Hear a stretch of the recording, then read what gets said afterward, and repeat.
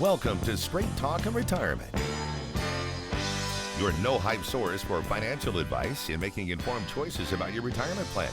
Get on the phone to talk today at 314-931-5877 or text your question to 84126. The opinions voiced in this show are for general information only and are not intended to provide specific advice or recommendations for any individual. To determine which investments may be appropriate for you, consult with your attorney, accountant, and financial advisor or tax advisor prior to investing. Securities offered through LPL Financial, member FINRA SIPC. Investment advice offered through Private Advisor Group, a registered investment advisor. Private Advisor Group and JBL Financial Services, Inc. are separate entities from LPL Financial.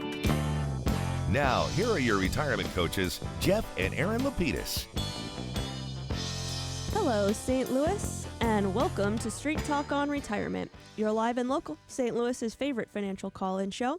I'm Aaron Lapidus, president of JBL Financial Services, financial planner and wealth manager, and I'm joined this week and every single week by my dad, Jeff Lapidus, wealth manager and retirement coach, and my husband, Robert Markham, our life insurance and fixed annuity sales specialist. Good morning. Good morning, Dad. Are you there? So we've got Dad broadcasting from, I think, equally as warm Florida. Are you there? Yes, it is. Yes, it is. Yes, I'm here. It's great to hear. Well, I'm trying to. You're trying to be here? We Absolutely. appreciate it. Well, we help our clients make smart choices about their money. The way we do that is by designing a game plan, a written step-by-step strategy, a real game plan with several goals in mind. First is to preserve, protect, and prudently grow the assets our clients have taken their entire lifetimes to accumulate. Second is to provide an income they can rely on so they can do all the things they want in retirement. And third is cost-effectively addressing their health care needs, like helping individuals enroll in Medicare and choosing the right plan to couple with their Medicare coverage. And then when they're done enjoying their assets during their lifetime, we show them how to pass them on to the people they love, whether it's their spouses or children, grandchildren, churches, or charities, whoever it might be, without Uncle Sam of the tax courts taking a big bite out of their money. And as their wealth managers, Aaron, Rob, and I watch their money every single day to make sure they're staying on track. And that's why they call us the retirement coaches. Well, gang, again, good morning and welcome to everybody on this beautiful 4th of July in Radio Land. Thanks so much for taking your time and tuning in with us today. We've got 2 hours of fun ready for you. And naturally, our phone lines are open. We'd love to hear from you, 314-931-5877 or 84126 from the text line. As Aaron mentioned, all of our clients are just like you. They're our listeners. They're 55 and older. They would like to retire or they're already retired. And as Aaron mentioned, we create a game plan for them so they can have a fun and financially successful retirement. And just as a reminder, there are several ways that you can keep in touch with us during the week. That's right. You can log on to our website, jblfinancial.com. You just click on the Contact Us button, and you can request a coaching session, financial, Medicare, or both. You can also ask a question if you'd prefer that way. We'll do our best to get back to you as quickly as possible. You can also click on the pop-up boxes that appear on many of the pages throughout our website to sign up for our monthly newsletter. We call it the Coach's Corner. And on this 4th of July, we have a brand new newsletter to kick off July. Hot off the presses. We got some great articles in the July 2026 newsletter that you're sure to enjoy. The first one being, tariffs help drive decline in trade deficit. We will have to wait until the end of the year to ultimately see how these numbers play out. But through 6 months of 2026, the trade deficit dropped about 9% due to a declining good deficit and a growing surplus on services, which is kind of surprising. And like I said, this is an evolving story. It's one we're certainly going to keep our eye on, see how these numbers shake out towards the end of the year. But so far, it looks as though the tariffs are having their intended effect. And our next article, is it time to declare your financial independence? You know, maybe you want to pay off debts. Perhaps you'd like to not rely on anyone for financial support. Maybe you'd like to retire early in travel. Financial independence, however you define it, is the freedom to live life on your terms. Now, there are many ways to become financially independent. Many of them, if not all, require hard work. And they also require diligently balancing earnings, spending, and savings. Savings being the key, in my opinion, and there is a great infographic here, and it gives you a hypothetical of what $300 a month in savings, compounded at a rate of 6%, what that would grow to over 1 year, 5 year, 10 years, 15 and 20, and over a 20-year period, you would amass almost $140,000. So small savings can go a long way. And this just reminds me of the article that we had last month regarding car payments. Average car payment now for a new car is upwards of almost $800 a month. Perhaps if people held on to their cars a little bit longer and siphoned off a little bit more into savings, it's not unreasonable, given the graphic we have here. If you doubled that number from 300 to 600, it's not unreasonable to think that 140,000 number after 20 years could be 280. Absolutely. And our next article, the employment situation, a closely watched report. The Bureau of Labor Statistics publishes a job report every Friday based on the info from the previous month. The data comes from primarily two sources: 60,000 households and a survey of 650,000 work sites. When taken together, these sources measure the number of people employed, unemployed, number of people working part or full-time, hours worked per week, weekly earnings, etc., etc., etc. The info in the report can have a huge impact on the stock market because it can influence interest rate decisions and gives us a window into consumer spending. An expanding job market could lead to higher interest rates, and a falling job market could signal a slowing economy and a need to cut rates. This is a great article to help you better understand this important weekly report, given the amount of impact it has on the stock market. And our last article, personal favorite, travel tips for globe trotters. 76% of Americans have traveled outside the country at least once. 50% of Americans have visited anywhere from 1 to 4 countries in their lifetime. And if you're planning on taking your travels international this summer, the article leaves some really helpful suggestions that you may want to keep in mind. First one being, you want to obtain your travel documents early. It could take up to 6 months to renew your passport or to get one. You don't want to wait till the last minute because, obviously you don't want your travel plans delayed.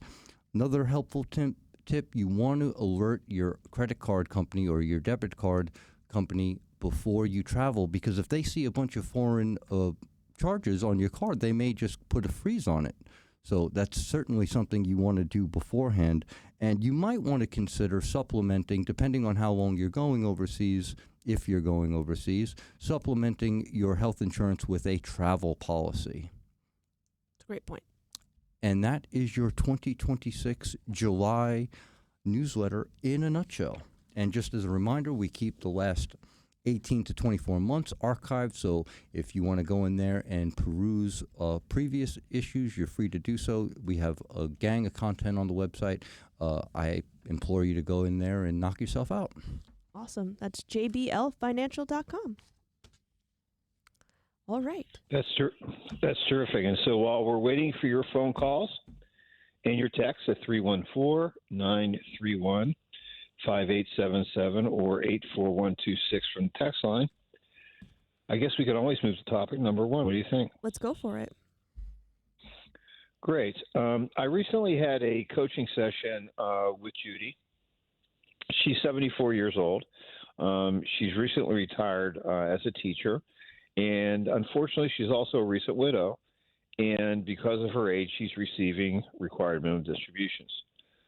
Her income from her pension from work, as well as Social Security benefits, which of course she was one of the people that now is able to take advantage of windfall tax changes, are more than sufficient to meet her current income needs. So Judy's really kind of in a nice spot. She had asked one of her children to accompany her to visit on our visit together. And this really isn't unusual as well. A lot of times when folks became widows, widowers, they do want their children to become a little bit more actively involved, and more importantly, a little bit more in the know should something happen to them. So naturally what we did was we reviewed her RMD for the year, which was $62,000 for 2026. And we know that net amount based on her current income tax bracket is about $50,000. So we had a few things to talk about when it goes to those RMDs, right? Absolutely. We decided that she should direct a portion of her required minimum distribution to her current charitable giving to save taxes, approximately $6,000.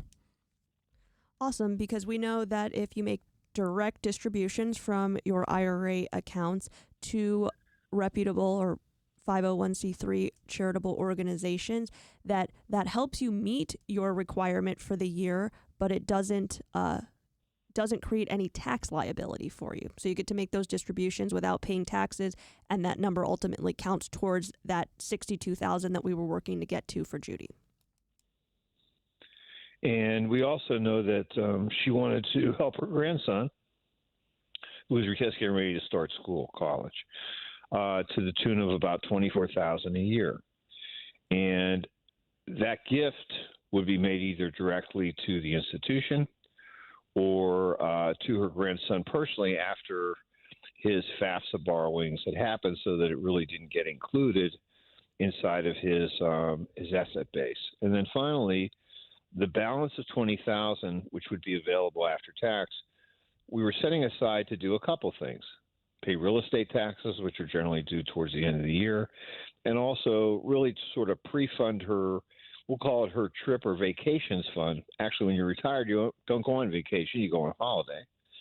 And that turned to be about $16,000 during the year, so she could use it, have it available, etc.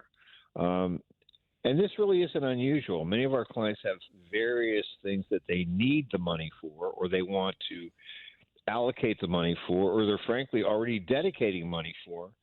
And now knowing that this cash flow is going to come out, what we can do is we can approximate timing on distributions at different times to meet those various objectives. And frankly, it's a little fun. But, we know in her situation, her current income flows, not including the RMDs, are sufficient to meet her income needs. So the question really becomes, she has a large amount of other assets. Are we really allocated in such a way so that we can maximize her situation as well as maybe that of her heirs? So let's talk a little bit about that. So Judy has about $420,000 in after-tax assets. They're mostly in CDs, some fixed annuities, and a high-interest money market account. She does have a few mutual funds in there as well. To date, she and her unfortunately passed husband had been conservatively invested, about 30% equities and 70% fixed income and cash. And since her cash flow needs are being satisfied, it's time to consider maybe making an adjustment to that mix. So not only do we know that Judy has enough cash flow from her fixed income sources to make her monthly income work, but because of her required minimum distributions, to me, it seems like we've even freed up a little bit more cash flow. We're going to redirect her charitable giving from her writing those checks to us making those distributions directly from her IRA accounts. And she's going to have excess to build up that trip fund every year versus having to siphon it off every single month and make some savings from her normal cash flow. Yes, and we know that at Judy's ultimate demise, the mutual funds will step up to fair market value and pass income tax-free to her children and her grandchildren, whoever her beneficiaries are, whether she has a transfer on death account designation or a trust account designation.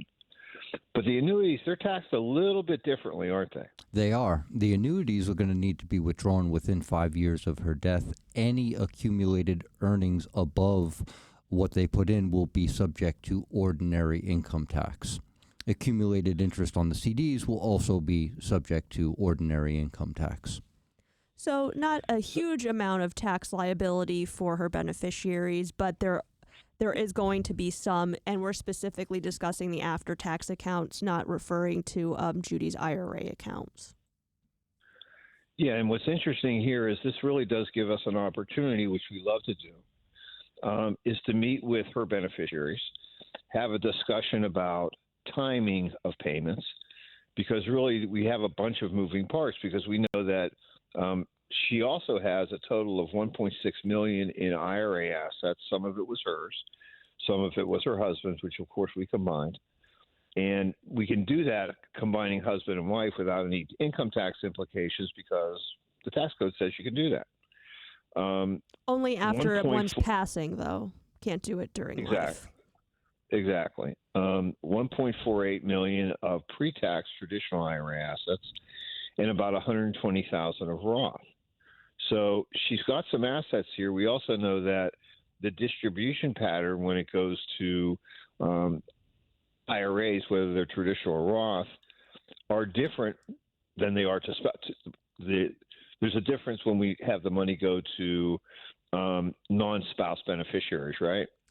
That's right. So between spouses, we can make unlimited tax-free transfer of assets. So when Judy's husband passed away, we were able to move all of his IRA into Judy's, no tax consequences, and no further requirements. So now all of those assets, Judy is subject to her own required minimum distribution pattern, which she was already on as of last year.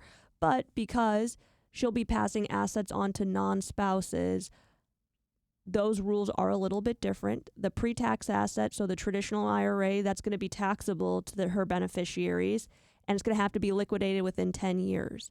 And because Judy is 74, they're going to have a minimum distribution every year. No maximum, with the caveat that in 10 years they're liquidated, but there will be a minimum. With the Roth assets, no minimum requirement, but it will need to be liquidated in 10 years. Should the Roth IRA be a little bit more growth-oriented, being that all of Judy's income needs are satisfied by her fixed income, and the fact that the Roth will be received by her heirs tax-free? I think this is a great point, and in many cases, we often allocate that Roth account to be a little bit more aggressive than the rest of our client assets for a few reasons. One, we get that tax-free growth as long as the requirements are met over 59.5, and the Roth has been in existence for 5 years. So you'd be able to pull that out tax-free. So why not try to make that account run a little bit faster? And then secondly, especially in Judy's case, because we know that she is not in need of excess income at the moment, and she has a pretty sizable required minimum distribution that she is forced to take every year, which is hopefully only going to go up in two ways. One, as she gets older, the percentage will rise, but secondarily, hopefully her accounts will continue to grow, meaning that number is going to continue to rise. So we know that at $62,000 now, could be more next year. So we know that not only her ongoing income need met, but she's got excess cash flow. So to us, this seems as though the Roth account, amongst a lot of her other assets, are really going to be designated for her beneficiaries. So why not turn up the temperature, so to speak, on that Roth account? Because Judy will have the benefit of no tax growth as it's growing and she's still with us. And then secondly, when she passes those assets on to her beneficiaries, it will not be taxable to them to make distributions. Now, they'll have to liquidate within 10 years, but as they are pulling money from that Roth account, they will not be paying taxes on it. So essentially, she has an opportunity to create quite a bit of tax-free growth inside of that account. You know, it's and that really sort of leads to the next question, which is it appropriate for us to consider adding Judy's grandchildren as co-contingent or co-primary beneficiaries with Judy's children?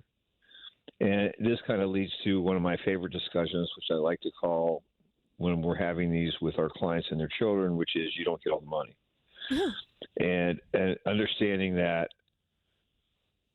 most of our clients' children are usually in their 40s, late 40s, early 50s, maybe. Their children are in their teens. Some are babies. Some are all in their 20s. Our clients are going to live on average about 20 years. Where will those kids be in terms of their highest? Will they be in their highest income earning years? Do they really need taxable assets at that time versus non-taxable assets, tax-free assets, versus the grandkids, who I always like to say are broke, 20s, 30s, whatever it would be, in the middle of creating families and also in the middle of significant debt creation, which we all did generally when we were younger.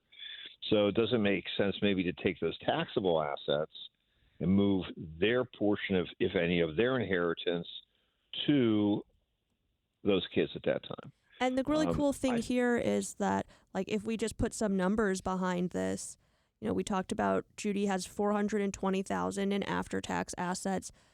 Depending upon how they are configured when she passes away, some may be slightly taxable. We talked about the CDs and the fixed annuities, but the money market account and also those mutual funds, that's going to get a step up in basis, so there will be no taxes on that. As those CDs come due, if we decide to reorient them and invest them elsewhere, they would receive step-ups in basis. We have the $120,000 in the Roth, so that's $540,000 of non-taxable or tax-preferred, I'll call it, assets versus about $1.4 million of pre-tax assets. So you really do have an opportunity, and we also haven't brought into the picture Judy's real estate holdings. So her home, if she had a second home, anything like that, that would also get a step up in basis, adding to that $540,000 number. So I know a lot of our clients always, as they're thinking about this data, and I'm not sure if you've had this similar experience, which is they feel like they're disinheriting the kids in some way. And the way I see it is we're just really balancing out the estate, so to speak. And the ultimate goal is that the most money stays with your family and the least is lost in the transfer of those assets to taxes. So if we're able to siphon off portions of Judy's IRA and designate them for the grandchildren, because like you said, Dad, they'll be in lower tax brackets, and also they may have the opportunity to contribute more to retirement accounts than their parents do at the time of Judy's passing, then they may be able to shelter a lot more of that from taxation. Well, you're right, sweetie, and I think the ultimate question here is, and frankly, it's one that most folks, including myself, as a baby boomer, really never kind of imagined or had to face this idea, was that we were going to have a significant amount of assets in our 60s. Does Judy want her grandchildren to have to wait until after her parents, their parents have passed away, for them to get an inheritance from grandma? I mean, that's a pivotal question. And number two is, if she comes up with the answer yes, which is an unreasonable one, okay, let's look at things a little differently. I like to use the analogy, and I know that Rob likes this one also, is that think of in this case with Judy, think of her estate as a 3-layer cake. Okay, the top layer is those taxable IRA assets. And you could also include the annuity, because we know some of the interest is taxable. Layer number 2 is the Roth. That's going to be income tax-free, going to whomever she names as the beneficiary. And then the final layer is her non-retirement assets, the CDs, the mutual funds, the money markets accounts that she has, her home, all those other things that aren't IRA assets. Under traditional estate planning, what it basically says is we're just taking a knife and we're cutting. Everybody's getting a slice of all 3 parts of the cake. If we want to maximize our tax planning, wouldn't it make more sense for us to have assets go to, especially those that are in higher tax brackets, for them to get more tax-free money, and those that are in lower tax brackets to get more taxable assets? So I like to say, instead of taking a knife to our estate plan and cutting it up into various pieces, let's first take out a spoon. Let's scoop out the stuff for the grandkids, those that are going to be in the lower tax bracket, so they're getting more taxable income, and then leaving more tax-free income for those that are left in the higher income tax brackets. Makes a lot of sense to me. You know what? Why? Well, and go ahead, babe. I was going to say, go ahead, Dad. Well, again, I was going to say is that, this is a conversation that most people's parents never had or never imagined. Their grandparents were in a position to have these positions. But now, because of the advent of retirement plan, retirement plans where we're making contributions and we're having these large accounts that we're growing, income tax deferred, some income tax free. The next generation, I don't know what you call it, Gen Z, Gen X, whatever, they're in a position to actually see a great transfer of wealth generationally. If we're going to have to do that, and we need to do that, the IRS has given us literally the perfect game plan, the rule book of how to do this and to do it effectively. And you got to pay attention. Great. Because it's like anything else. If you don't pay attention to it, guess what happens? They'll take care of it for you, and you don't want that to happen. Certainly not. And what we would like to happen is for you to hold on through our first break of the hour. We'll be right back. I know we've got a few text questions on deck. So when we come back, we'll get those answers and many more. So don't touch that dial. This is the Big 550 KTRS St. Louis, Alton, Valley Park, St. Charles, and the world. Streaming live at ktrs.com.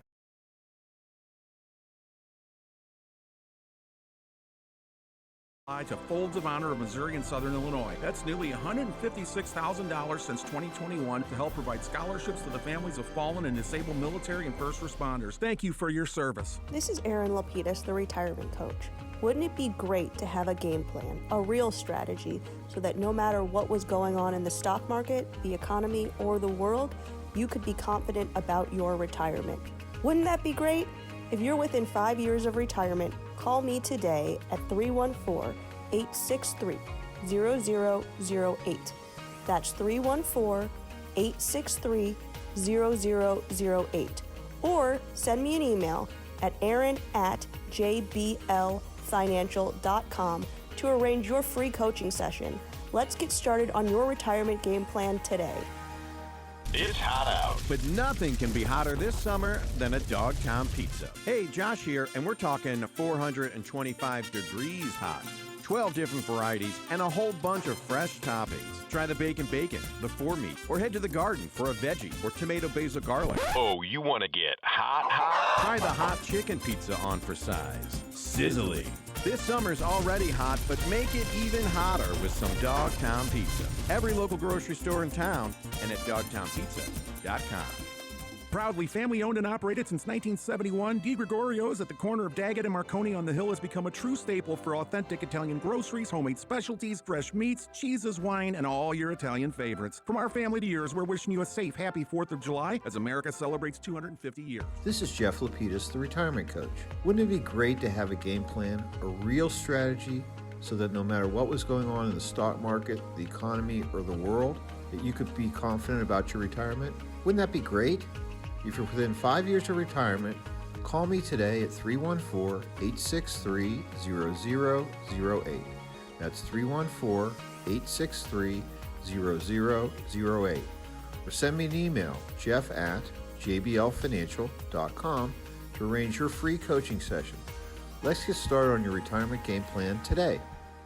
This is KTRS St. Louis, the Big 550, and KTRS.com.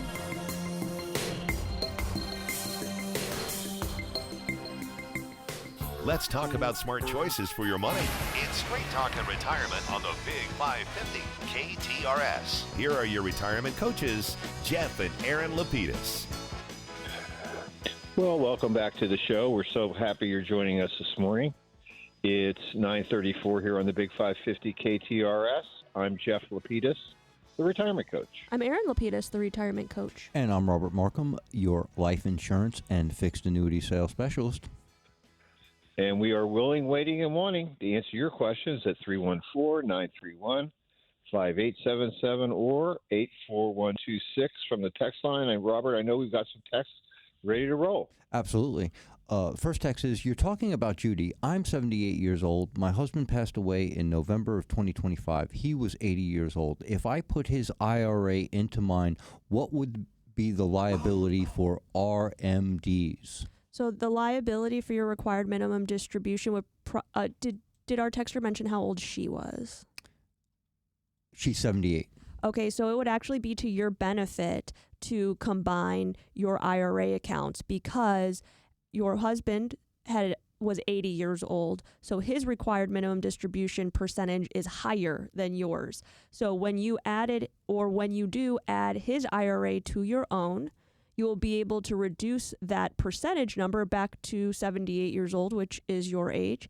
If you already combined the IRAs back in 2025 for the 2026 year, you're all taken care of. If you haven't done so yet, what you will need to do is keep them. You'll need to take separate required minimum distributions, meaning you'll take from your own, whatever that calculation is, and then you will take from your husband's, whatever that calculation is. And then my recommendation would be to combine them before you get to December 31st of this year. So when you transition into 2027, that will bring the percentage amount down on your husband's required amount because it'll all be inside of your IRA. Yeah, and it's interesting because what we're always doing is focusing on what is the minimum, which is what is the minimum I have to pull out so I can leave more of it grow income tax deferred until later. But again, as Aaron said, on many occasions, you don't have to pull the minimum. IRS is happy for you to pull more. It's just that you can't pull less than the required minimum distribution. So that was a great question. Hopefully it was helpful. And, the truth is that at the end of the day, combining them make it administratively easier, and what you pull out is really not going to change on the top side, but it will reduce it on the bottom side. And our next texter writes, I am 74 and renting, but want to buy a $100,000 home. Is it better to put 20% down or more and the length of the loan from 30 years to 15, given my age and what really needs to be paid off at the time of death per execution of estate matters? I would say that I would still do the 20% down because that way you will avoid the PMI on the mortgage payment. But I wouldn't necessarily, unless you're comfortable with the 15-year, why accelerate the payments? Because what will happen is whomever you've left the home to, if they decide to sell it, then the mortgage will be paid off at the time of sale and they'll receive the net proceeds, whatever those may be. Or if they decide to keep it, what will happen is they'll refinance to put the loan into their name and they'll just assume the mortgage payments. But I don't see necessarily a reason to accelerate the payments. Do you, Dad? No, I certainly wouldn't for any reason do that. Let's make sure that you're in a situation where the payments are comfortable. Obviously, you're avoiding that private mortgage insurance, which is really an increase in your interest rate unnecessarily. And let it roll. I mean, if you go to a 30, that should give you a lower payment. You can always add money to each payment to reduce the amount of time left on the mortgage, but it's under your control. Becoming your own banker. That's sort of my concept. So I would certainly say, where are you getting a $100,000 home at? Not around, not anywhere I know, etc. But it's all good. Maybe it's a condo. Nice. Well, always nice to hear about people making purchases. I like to hear it. Well, that's right. I think that's all of our text questions for the moment. For the moment. That's right. We are still here to answer those for you, so don't hesitate. 84126 on the text line. I think this is the first time in over a month that we're going to get to more than one of our own topics. That is amazing. Yes, that sounds exciting. Well, you kiddies shoes and let's go. All right. So Joe sent us an email. And Joe wrote, I need your help. I would like to retire March 1st, and I have visited 3 other advisors recently, and none of them think I can do it because I am not yet 59 and a half. I was referred to you by a coworker. He suggested I listen to your show. It sounds like you and Rob and Aaron come up with creative solutions to problems. If you believe you have the solution, I need to come in for a coaching session. So let's talk a little bit about Joe. Joe turned 59 on January 15th. We almost share a birthday. I mean, not one years. Day. Right. January babies. We'll leave it at that. Sally, his wife, is 58 years old and is retired with a small pension, so she's receiving about $600 a month. They are spending his current take-home pay of $3,200 per month. And Sally's pension is her fund money. So in our calculation, we're going to want to consider how do we replace the $3,200 a month that they are living off of, because that's essentially Joe's salary. And we probably don't want to calculate the $600 a month into that number because Sally's already using that for fun. So we want to kind of set that to the side. Joe let us know that he has $175,000 in a Roth. Mm-hmm. He has $450,000 in a pre-tax 401k.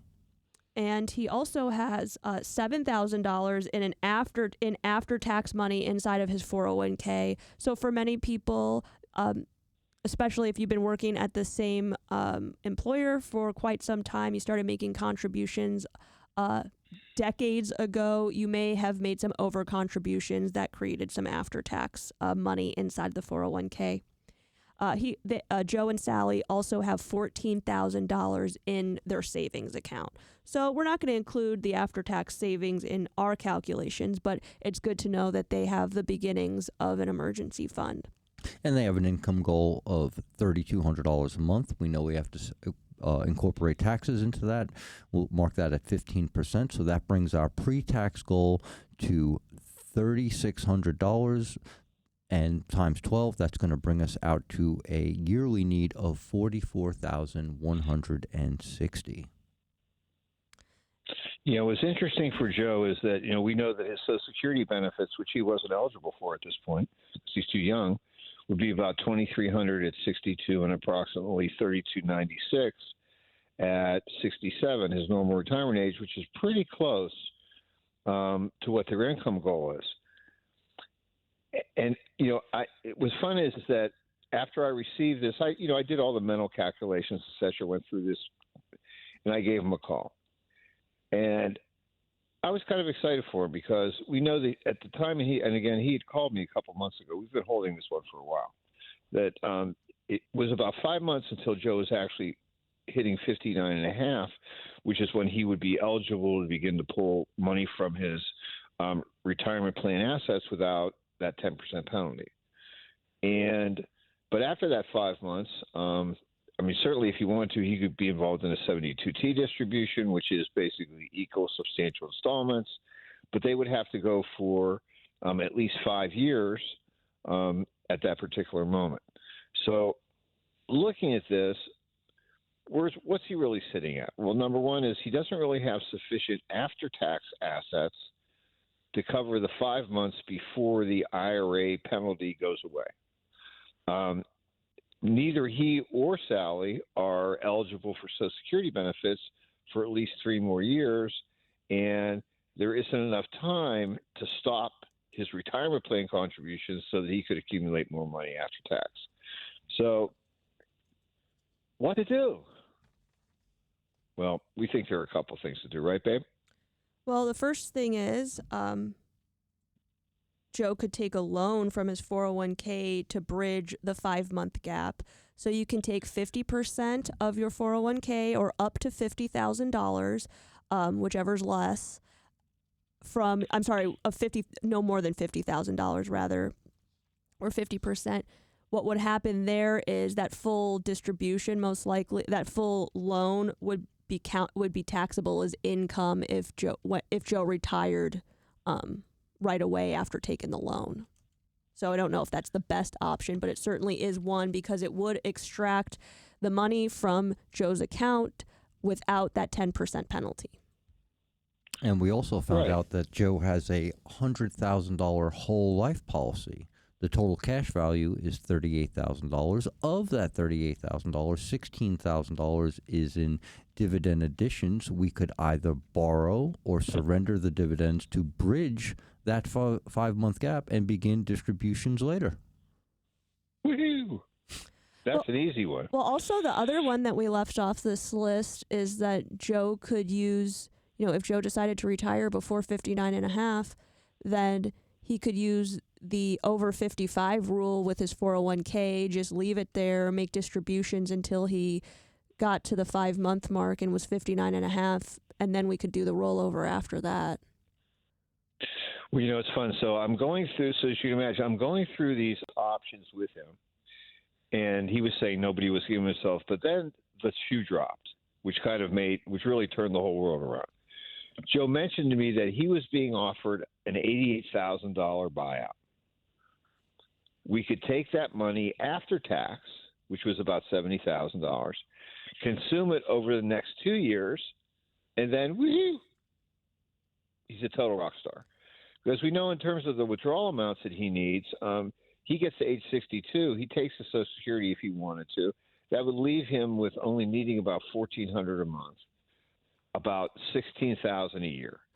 And based on the 4% withdrawal amount, that means he would need $400,000 of assets. Well, we know that he already has $450,000 in his 401k, another $175,000 in Roth. So it was just this very short-term period of time. Once he was able to access that money, he was able to do it. And the fun part here was, the code permits us all kinds of different options. Aaron came up with one, obviously, that I hadn't even thought about, which was the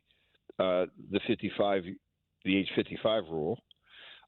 We obviously had 72T that was available. We also have life insurance where we could have used part of that policy either through a loan or making a withdrawal. The nice part is that we can tell with these situations. If he did, use an example. If he did a 401k loan, you go, "Oh, this isn't a good idea." Well, what's so bad about it? You have to pay the taxes all in 1 year, though. Well, that's if he doesn't repay the loan. He certainly could. But he could only he could only repay the loan by working. So why would he take the loan? Well, honey, but the bottom line is, you're right. In theory, he could only repay it by earnings. Right. But the bottom line is that we don't know what his plan says. His plan might permit him to cut a check back and cover the loan and then make the distribution. There's no reason that necessarily couldn't happen. And that would be easy to do, but he wouldn't necessarily have a taxable distribution at that point. And obviously, where's he getting money from? He'd get it from the Roth. Roth is easy to do, but there are lots of options here. And in Joe's case, once we found out that this buyout was available, that really became the icing on the cake. So why did the other advisors think he wasn't going to be able to retire? I don't know what advisor school they went to, but for us, it seemed kind of easy. Unfortunately, and most folks may, you probably either have figured this out or maybe you just don't know. But, all physicians have to go, and all attorneys you have to go to law school, you have to go to medical school, you take standardized tests. They have standards, right? If you're a doctor, you have to follow the AMA rule guidelines. With financial advisors, it's a little bit different. We have to follow the SEC guidelines, which basically say you're not allowed to rip off the people that you're working with, and that's really what most of them are, protecting consumers. But in terms of how do you do planning, it's pretty open, don't you think, babe? Absolutely. You know what else? I think we've got a caller on the line. Why don't we take them? Good morning, Charles. Morning. Thanks for taking the call here. Absolutely.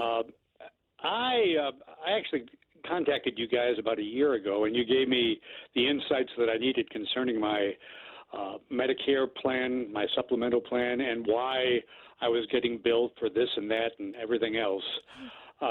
So 2 days ago, I actually got another strange billing from my primary care office saying that for a basic office visit, I owe them $464.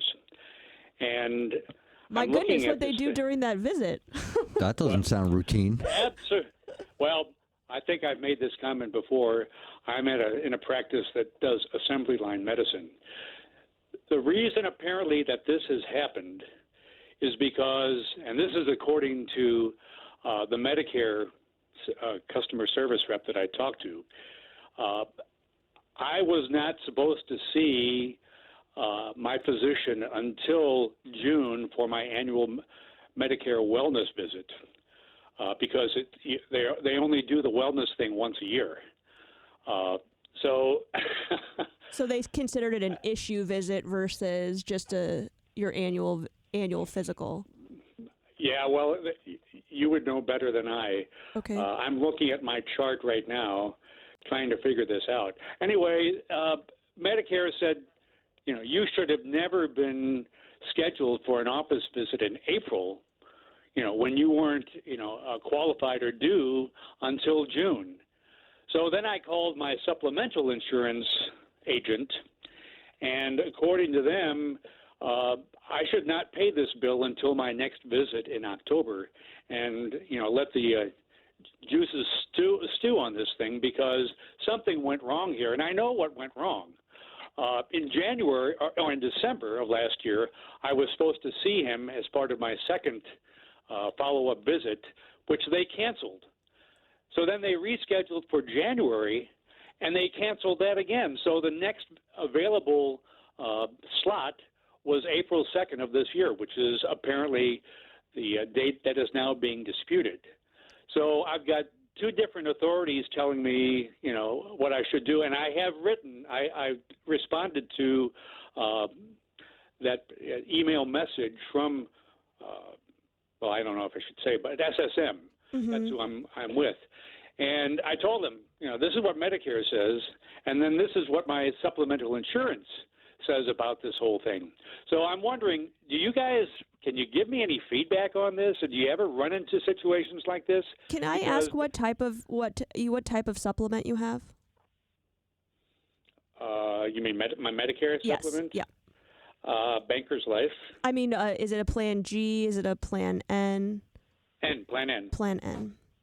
So here's what I would say is I don't think it is a good idea to just do nothing because as a Medicare, I don't know exactly how old you are, but you're definitely an adult, Charlie. Have you ever, as an adult, done nothing and then the problem just goes away? Usually no. Right. I can't do that.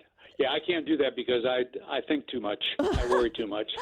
So I'll have to do something before July 20th, which is when this thing is due. So it sounds to me like, first of all, you are already on the right track. You've reached back out to the provider to give them some additional information. And to me, it sounds like the provider is going to need to do some recoding of your visit, and that's going to take work. So it's just going to take some continued follow-up on your behalf to say, this is in error, so we need a recoding of this office visit. So it's going to fall under something that is reasonably covered for you. Now, obviously, I don't know all the ins and outs of your prior visit and this current visit, but the timing to me sounds like like you said, they should have been a little bit more diligent about that. And there are ways to get this corrected, but just waiting to pay the bill when you go in. I mean, it's very likely, especially in this environment, that they may cancel your appointment if the bill goes for too long. I've heard that happen to other people before, in that there was a bill that, hadn't been paid for whatever reason, and then until it gets paid, you're not allowed to see the doctor. So we certainly don't want to put you into that position either, but it does sound like that there is some recourse here, which is, and this happens a lot with billing and coding. It can sometimes be just a clerical error. On this side, it doesn't sound like it's a clerical error, but it should be corrected by the physician's office for you. Of course, and of course, then the other problem is it's really difficult to get in touch with somebody, that could actually talk me through this and give me an answer. Sure. It's very anonymous where, all these billing issues come from, and I'm sure you know know about that. So yes, unfortunately, it does seem like you kind of go into the abyss sometimes. Like, where did this bill come from? Someone has to know, and also I should be able to speak to someone if you intend that I pay it. So, I would say if you would like to reach out to Frank again, I know he would be more than happy to maybe give you some additional guidance because he might be able to take a look at the bill itself. Whereas obviously right now I can't take a look at it for you, and he might be able to give you some more pointers in how to discuss this with the physician's office or even, write the letter for you. We've done that in some cases, but really appreciate the call, Charlie. And with that, I think we're going to have... Absolutely. I think we're going to have to take our second break of the hour real quickly. So don't touch that dial. We'll be right back.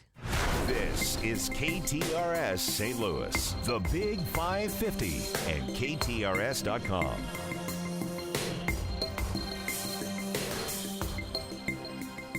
It's the GOAT!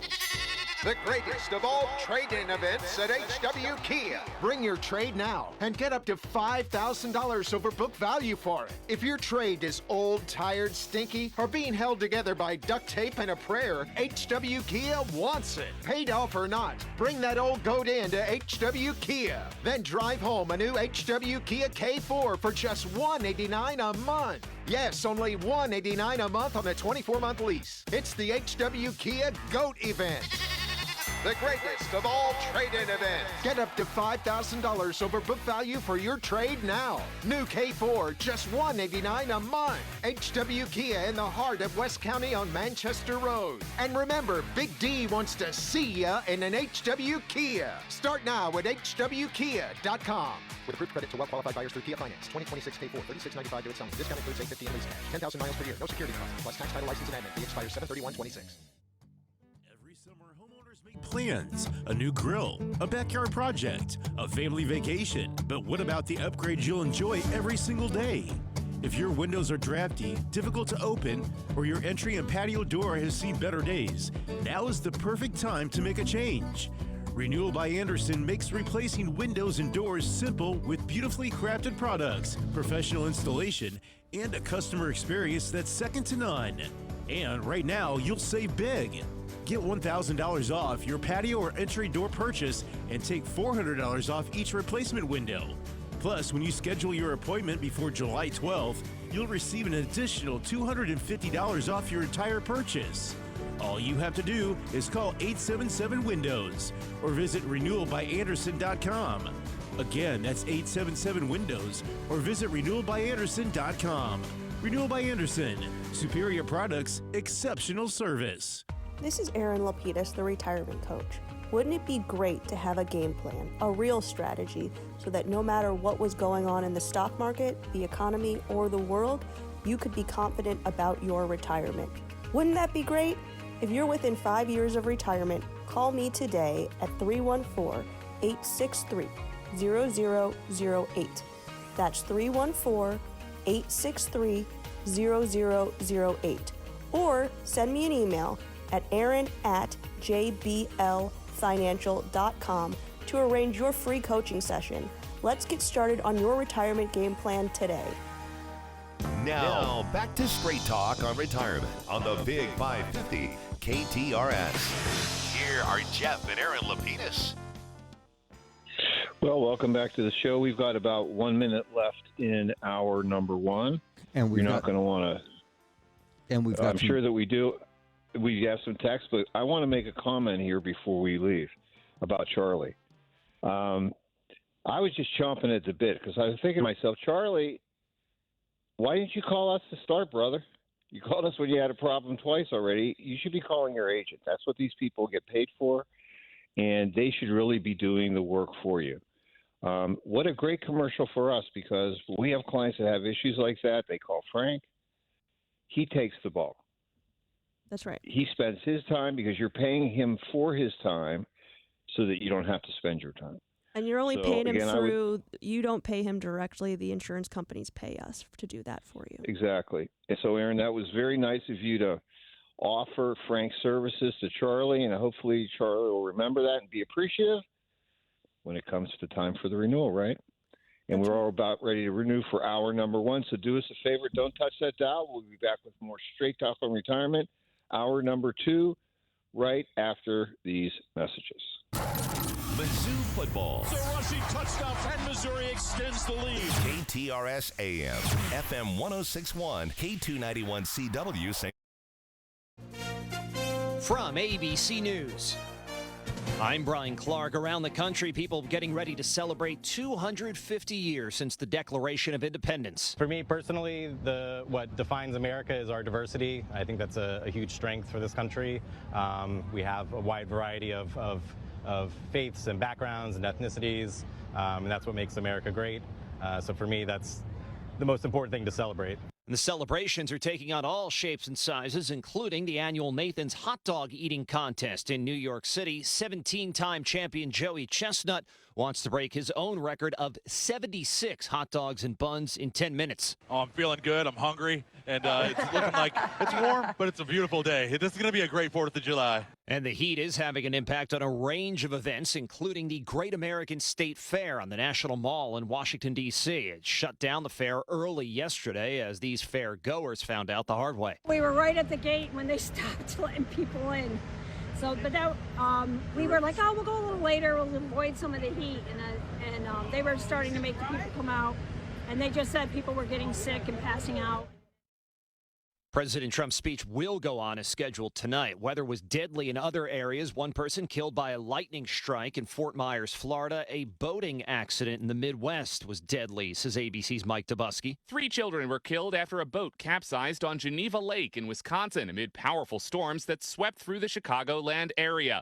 Walworth County Undersheriff Tom Hausner. 7 people were rescued from the water. Unfortunately, there was 3 fatalities of people who were not able to be rescued. Among those 7 rescued, 6 were adults and 1 was a child. The storm also causing extensive damage to the nearby towns of Sharon, Walworth, and Fontana. Mike Dubusky, ABC News. You're listening to ABC News. As a fitness coach, my active psoriatic arthritis can slow me down. With Skyrizi, risankizumab Riza, I'm treating my skin and joint symptoms so I can keep moving. Skyrizi, a prescription-only injection for adults, helps me move with less joint pain, stiffness, swelling, and fatigue. And for those who have plaque psoriasis, 90% clearer skin is possible. With Skyrizi, there's no daily dosing. It's just 4 doses a year after 2 starter doses. Don't use if allergic to Skyrizi. Serious allergic reactions, increased infections, or lower ability to fight them may occur. Before treatment, get checked for infections and tuberculosis. Tell your doctor about any flu-like symptoms or vaccines. Thanks to Skyrizi, there's nothing like clearer skin and better movement. And that means everything. Ask your doctor about Skyrizi. Visit Skyrizi.com or call 1-866-SKY-RIZI to learn more.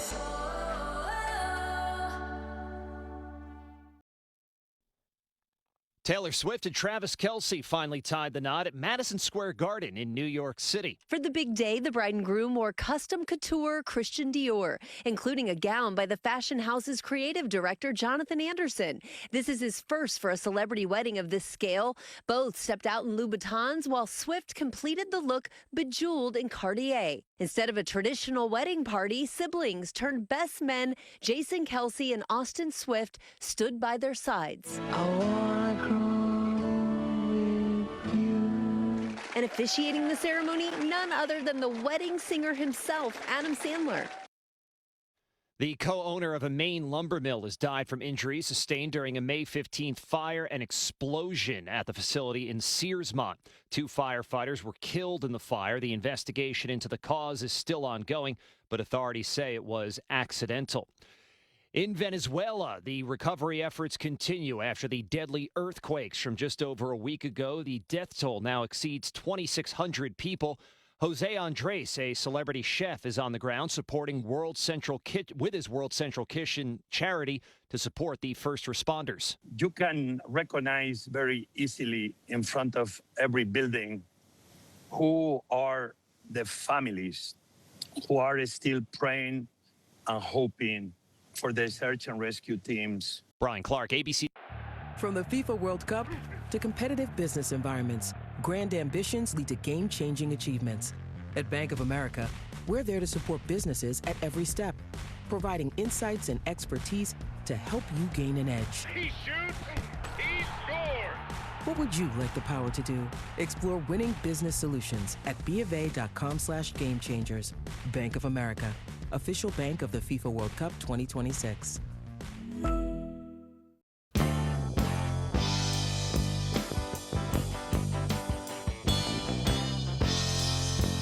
Welcome to Straight Talk and Retirement. Your no-hype source for financial advice in making informed choices about your retirement planning.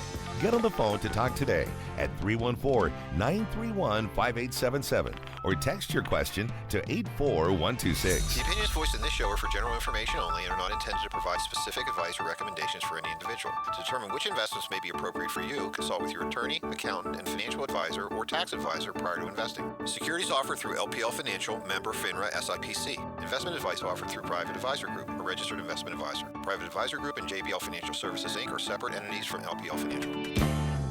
Now, here are your retirement coaches, Jeff and Aaron Lapidus. Well, welcome back, everyone, to hour number 2 of Straight Talk on Retirement. We had a few text questions that came in at the end of the last hour, a great one that I'm really excited to get to, so I thought we would get to that first before our customary smart choices about your healthcare segment. Because you care, we talk Medicare, but we're going to get to these text questions first. And the first one being, hello, we are adding a $600,000 addition to our home. We have non-retirement cash to cover 80% of it. We are debt-free. Our question is it better to take the remaining 20% from retirement accounts or take out our first mortgage and make the loan payments from the retirement accounts? We are 63 years old. Our IRA balances are $3.5 million, and our Roth balance is $750,000. We are in the 24% marginal tax bracket. And did you say they're 63 years old? They are. Okay. So it sounds to me as though we are looking for $120,000. That's yes. 20% of the 600,000, 480. So we got a balance of 120 to deal with. All right. So this is a great question and something that we often deal with in terms of planning in different varieties of tax planning, essentially in different forms for our clients. And I always like to joke, the lazy way to say this would be just pull it all from the Roth. You have a very sizable Roth, which is fantastic, $750,000. Could pull it all from the Roth, and it would be tax-free for you, and you'd have the liability met. But my thought is, why don't we work it from the other side, which is you were generous in letting us know that you're in the 24% marginal bracket, but we don't know exactly where you are in the bracket. How much room do you have in that bracket before you get to the next rung on the ladder? Exactly. So why not let's bump up as close as we can to that 24% bracket. Why don't you pull that out of the IRA account, so the taxable account, and then you can take the balance from the Roth and have it taken care of all in 1 year.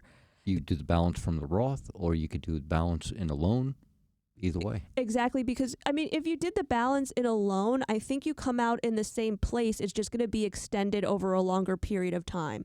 Because if you are in the 24% marginal bracket before any of this happens, well, you could make payments, but those payments, every single one that you withdraw over the next several years is going to be in the 24% bracket. So you could stretch it out and not pull anything from the Roth, but Dad, if you're still hanging out down there, but I know we switched up the order on you a little bit, we rarely plan for ongoing income to be from a Roth account. So we usually build our clients' income using Social Security if they have pension, and then traditional IRA assets, generally leaving those Roth accounts to grow and to be used for purposes just like this, large expenditures, family vacations, additions to the house, things like that. So as opposed to using that Roth for monthly income, we're using it for extraordinary expenses. We have an extraordinary expense. Why not take advantage of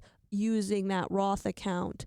But I think either way, I would take at least a big chunk from whatever chunk you can from the traditional IRA up front to reduce that $120,000 liability that's left. You also get to cut any interest out. Many roads to get to the same place. They're already debt-free, and it sounds like our texters are a bit of planners themselves, being that, of the $600,000 price tag, they already game planned in 80% of it. They were able to come up with. So, and the only reason I wouldn't consider doing the loan, now that I think a little bit more about it, is because you always have to pay someone, right? Either we're paying the government in taxes when you pull from a traditional IRA account, or you're paying interest to the bank. In our texter's example, if you're going to use IRA assets to make the loan payments, you're almost paying two people. We know you're in the 24% bracket, like we talked about. You're not lowering that or raising it by just creating the monthly payments. So why have to pay 24% to the government for every distribution plus interest on the loan? Now, you'll obviously be able to probably liquidate that loan relatively quickly, but why not just take care of it all at once? Kind of how I think about it in this particular situation. It sounds like they're of that mindset. It doesn't sound like because they have no other debt. Right, that's the second sentence they wrote. We are debt free. So that sounds like a priority for our texter. So they probably don't like the idea of carrying a note, which is understandable. I walk the floors at night if I owe someone money. So I could definitely wrap my mind around that thought process. And like I said, our texter has enough assets. And they're in a really great position in that they don't have to rely on just the traditional IRA assets, because if we said that the Roth didn't exist in this example and you came to us with the same question, I think the beginning of my answer would be the same. How much can we add to your current income to keep you in the 24% bracket? And then, all right, we do probably need the loan at that point, because then we'll just start pulling money consistently to keep you in the 24% bracket. But in some cases, you might be able to pay that loan off in just a couple of years, because we're going to pull as much as we can to keep you in the 24% bracket, but we're still going to maximize that. So $120,000 might liquidate relatively quickly if we were doing it that way. But you have the Roth account, so I would say let's put that to use, and only have to pay one person. Makes sense to me. There are a lot of ways to get to the same place, and there are no wrong answers. It's really just a comfort level. Right, which is the amazing thing about doing some advanced planning. It gives you the opportunity to make these choices versus being forced into any decisions. I hate being forced into decisions. Any other texts? There's one more. All right, let's take it. Our texter writes, if I inherit a traditional IRA from a relative and they're already taking RMDs, can I put off taking the RMDs without penalty as long as I have it emptied within 10 years? I love the thought process here, but unfortunately, if you inherit a traditional IRA and they're already taking RMDs, you're inheriting their RMD schedule. That's right. So if the individual you receive an inherited IRA from, as long as it's not a spouse, is taking required minimum distributions, you will need to take required minimum distributions and have the account liquidated within 10 years. I think we spent a lot of time on this last week. The required minimum distribution, in most cases, unless the person you inherited the money from is 90 plus years old, is not going to be enough to liquidate in 10 years, because you're not going to have a 10% requirement every year.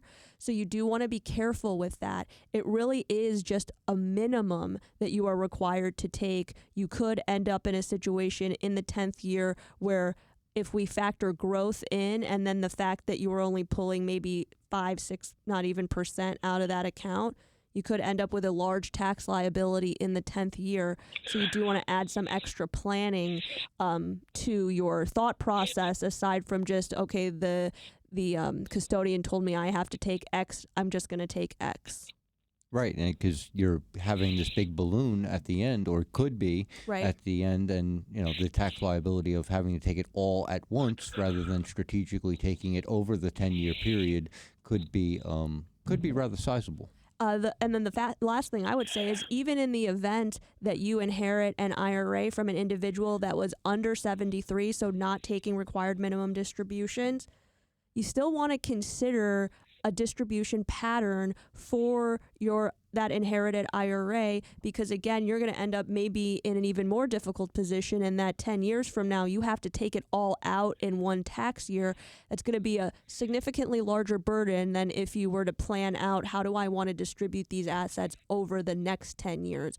So you don't have a minimum requirement in that example, but you certainly want to consider a minimum. And I would just love to know our texters' age, because if they're working and contributing to a 401k plan, maybe any retirement plan at work. Maybe we turn the temperature up on that to match that with your distributions that you're taking. So, on the one side, you're getting the deduction and you're stuffing money into your retirement plan, and on the other side, you have these distributions that you're required to take. So we're trying to offset that. So that's right. So you can live off the distribution you took. It was taxable, but you offset that tax liability by having a deduction on the other side, increasing your contributions through payroll at work. So you really made a taxable event tax neutral, meaning that when we get to that 10th year, maybe you haven't quite liquidated it yet, but now we've got a significantly lower tax liability. And, these 401ks, 457s and 503B plans. 403Bs, yeah. 403B plans are very generous in what they allow you to sock away. So, if he has to take sizable distributions, they allow you to on the floor of that being $24,000, depending on where his age falls. He could be making those catch-ups or even super catch-ups, even allowing him to sock away more money to offset those distributions. So just something to keep in mind, something that we grapple with quite often. That's right. Why don't we take it over to our smart choices about your healthcare segment? Because you care. We talk Medicare. And let's talk a little bit about Gene. Gene is turning 65 this month. He works for a local firm right here in town. He plans on continuing to work for another 2 years until his wife turns 65. And, Gene had a very common question. He asked, since I'm going to continue to work, should I take Part A of Medicare or do nothing? What I thought was great about Gene when you and Frank were telling me about this is Gene works for a financial firm in town. And we actually work with several other financial advisors that refer people directly to Frank. Because how amazing is that? Right, because we have that Medicare and healthcare component to our practice, and it's great to know that we work in a nice city where there's a lot of business for everyone, but we offer something special, and I think that other financial firms appreciate that we take a financial perspective and an income retirement related perspective to our Medicare planning. It's not just in a vacuum, which is really important. Absolutely. So let's get to Gene's question. Let's demystify Part A on Medicare just for our listeners. Sure. Part A, where is, as my wife likes to say, where your body is at. It's at the hospital, it's at hospice, it's at skilled nursing. So just... Right, that's your facilities charge is what they often refer to it as. You will see it on your Medicare card. It's labeled Part A, hospital. Now, that doesn't mean it's just the hospital. If you want to drill down into all of the different benefits that Medicare Part A covers, it seems a little bizarre, but it is a government program. For example, the first 3 pints of blood that you receive at the doctor, if you're in the hospital, are covered under Medicare Part A. If you need a 4th pint, that's actually Medicare Part B. So it gets a little bit strange, but I think that if we have an overarching understanding that Medicare Part A is your facilities charge, where your body's at, Medicare Part B, that is everything else, right? They refer to that as the physician's charge. So that's, for example, we had our caller Charlie before the last break. He went to the doctor. He went to a physician's visit. That's Medicare Part B. If you have a hip replacement, durable medical equipment is Medicare Part B. So the screws they use and the new hip that you get. The nuts and bolts. That's Medicare Part B. Both of those were created during the Roosevelt administration. Now we fast forward all the way to the Bush administration, and we added Medicare Part D, and that's your prescription drug coverage. And in true government fashion, they didn't add it in an incorporative fashion into Medicare Part A and B. You mean they just stacked it on top? They just threw it on top, kind of like the tax code. We just keep throwing things on top. So that stands alone and to the side. And that is why you can elect many of these benefits independently from one another. You can elect Medicare Part A by itself. You can elect Medicare Part A and Medicare Part D by themselves together without Medicare Part B. Medicare Part B is the piece that costs money. I think the premium this year is $202.90. Okay, so $202.90 was the Medicare Part B premium for this year. That's the piece that you pay for ongoing. Medicare Part A has no premium, right? Correct. If there's no monthly premium if you've worked 40 quarters or 10 years. So that's a reason why you might. Okay, perfect. So why don't we talk now that we've taken some time to not only cover what Medicare Part A is, but what, all the pieces that come from the government are? We've demystified it a little bit. I think. Let's talk a little bit about how Part A works with your employer coverage. Okay. Since Gene is going to continue his work, his employer coverage is going to remain primary, his primary insurance. Exactly. Part A will become secondary for inpatient hospital only. Right. You only have, if in this example, he's only electing Medicare Part A. That means that only the benefits within Medicare Part A are going to be available to Gene. So that's just our hospital benefit, or our facilities charges. So what does that mean in a real life example of, Gene goes to the hospital and they bill his insurance company? What is Part A's obligation on that? Well, he's going to, first they're going to submit the bill to his primary insurance. Which is his employer's. Exactly. Then they're going to pass that bill on to Medicare Part A. Medicare Part A is just going to look at that bill and make sure that primary care, his primary care, his work insurance, paid 80% of it. As long as they did, they're not going to kick anything into the pot for him. And in addition to that, if, let's just say, for example, Gene's primary coverage through his employer didn't cover 80%, it covered 75%. How much is Medicare Part A going to cover? 5%. That's right. They're only going to cover up to 80%. And, a lot of people think that, well, I'm stacking the insurance on top of it, so therefore I won't see any bill. Not the way it works, unfortunately. That's right. Unfortunately, it's just not the way that it works. So in a lot of cases, we see that most employer-based plans are what we call 80-20. The insurance company is responsible for 80%. You are responsible for 20%. Which generally means that Medicare Part A is going to cover very little to nothing at all. Exactly. So that could be either a benefit if you say, hey, I like the extra idea of coverage potentially, or it could be just a neutral kind of drawback. It's not really adding anything for you. And I want to talk about some of the drawbacks to it. Yes. Your outpatient or doctor's coverage is not going to be covered under Part A, so you're not getting any benefit there, nor are you getting any of the drug coverage. My wife, said that stands apart. It does not work with COBRA or retiree insurance, or if you have an ACA plan, that's not considered an employer's plan. The biggest drawback is if you have a health savings account, you can no longer contribute to your HSA once you enroll in Part A.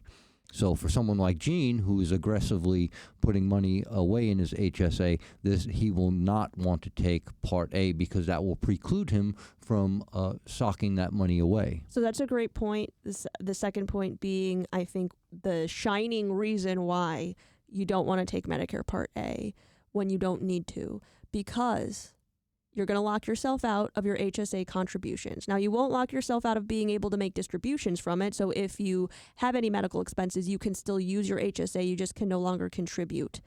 But I kind of want to go back to Medicare Part A not working with COBRA, not working with ACA plans, and not working with retiree plans. The reason it doesn't work with those plans is because you should be enrolled in all of Medicare at that point. If you are turning 65 and you are using COBRA, you want to use your initial election period to take all of Medicare, Medicare Part A, Medicare Part B, the supplement, a Medicare Advantage plan. You want the whole package if you're in that position. Because if you stay on COBRA, nobody is coming to take you away and put you in the orange jumpsuit. It's not illegal to have COBRA over the age of 65. It's just a very poor choice. And the reason for that is because Medicare does not consider it qualified coverage anymore, because you have access to Medicare, you're going to mess up is the technical term, your enrollment. If you're turning 65 and you miss your initial election period, you are now subject to open enrollment, and that's not October 15th through December 7th, like people already on Medicare. That's Medicare Part B open enrollment, which runs January through March of every year, and your coverage isn't effective until July. So that means you could go almost, in this example, for Gene, if he was on COBRA as opposed to on still working, he would be without Medicare coverage for an entire year, or he'd be without Medicare Part B, which is the bulk of your coverage, for almost an entire year. He would also owe the Medicare Part B penalty because he didn't enroll in a timely fashion. This is sometimes, but not always true with retiree plans. So you want to be very sure with your employer who is offering a retiree medical package that either it works in conjunction with Medicare, because some of them do, and then you would be asked to enroll in Medicare A and B. And then that would work slightly differently than what we're talking about with Gene, as he is still working with employer coverage, because you don't want to be in a situation where you now owe penalties. And if that is not bad enough, we also have the situation where COBRA is ridiculously expensive when compared to that Part B premium. That's exactly right. No, as you know, Rob, Medicare, COBRA premiums vary. Right. Because it's just based on the plan that you had at work. I have never seen a COBRA premium that was anywhere near $202. Exactly. So we can't say with 100% certainty that it is less expensive to elect your Medicare benefits than taking COBRA, but we can say that we have yet to see a COBRA premium that is less than Medicare, and that also, you now need to factor in that you'll be taking a penalty if you don't take your Medicare coverage in a timely fashion. You don't want to be penalized. You don't want to pay more for COBRA. You want to...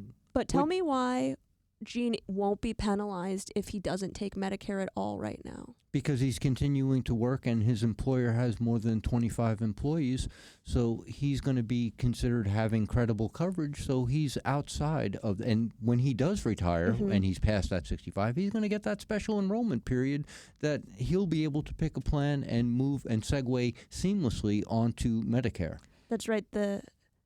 I say the cool thing, but that sounds bizarre. The cool thing about Medicare is that it is the only type of medical coverage that allows for what's called voluntary disenrollment. That means you can voluntarily disenroll from your employer's plan. When you retire, you voluntarily disenrolled because you left the coverage. That will allow you to elect Medicare, just like Rob said, seamlessly without penalty. Also, let's say that Gene is still working and 2 years from now he doesn't want to retire yet, but the employer plan dropped the option of the HSA, so they're not offering any more high deductible plans. They're saying no more HSA. You have to take one of these lower deductible plans, and that's going to increase your premium by X number of dollars. And Gene calls you and Frank and says, I don't really like this plan anymore, but I'm going to keep working. Well, you can voluntarily leave your employer's coverage, keep working, so you don't have to retire. Get that special enrollment period. Exactly. Run right into the loving arms of Medicare and save yourself some money. Right, so not electing anything when you turn 65 as long as you're currently working or your spouse is working for an employer that has what Medicare deems credible coverage. So in most cases, that's an employer that has more than 20 employees. You don't lose anything by not electing during your initial election period. Medicare has other enrollment periods available to you that you can take advantage of.